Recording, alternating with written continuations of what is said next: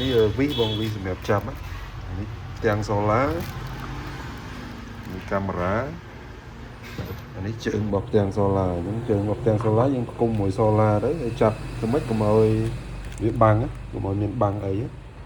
ដើម្បីវាផ្ទាំងហ្នឹងវាទទួលទៅលើរូបគ្រាន់ហើយនេះខ្សែនេះយើងដោតមក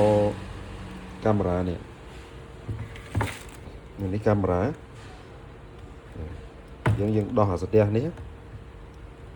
យើងដោះចេញមក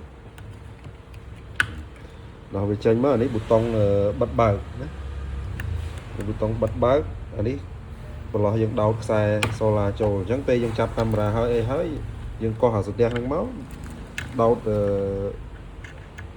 ចូលហ្មងដោតដូចចូលក្នុងប្រឡោះហ្នឹងមកណាដល់មកបើកអាប៊ូតុង power នេះឲ្យវាដំណើរការមកដើរពេលដែលយើង config ហើយនេះជើងនេះជើងយើងចាប់ទៅជាងឧទាហរណ៍ថាឥឡូវយើងចង់ចាប់នៅនេះឧទាហរណ៍យើងចង់ចាប់អញ្ចឹងឧទាហរណ៍នេះយើងបាញ់ហើយអញ្ចឹងដល់មកយើងបាញ់រួចអីរួចយើងដកទៅកាមេរ៉ាមកហើយសក់ចូលតាមប្រឡោះរបស់វាមកសក់ចូលតាមអញ្ចឹងមកណាសក់តាមហ្នឹងបានសក់ចូលឲ្យវាកັບទៅប៉ុណ្ណឹង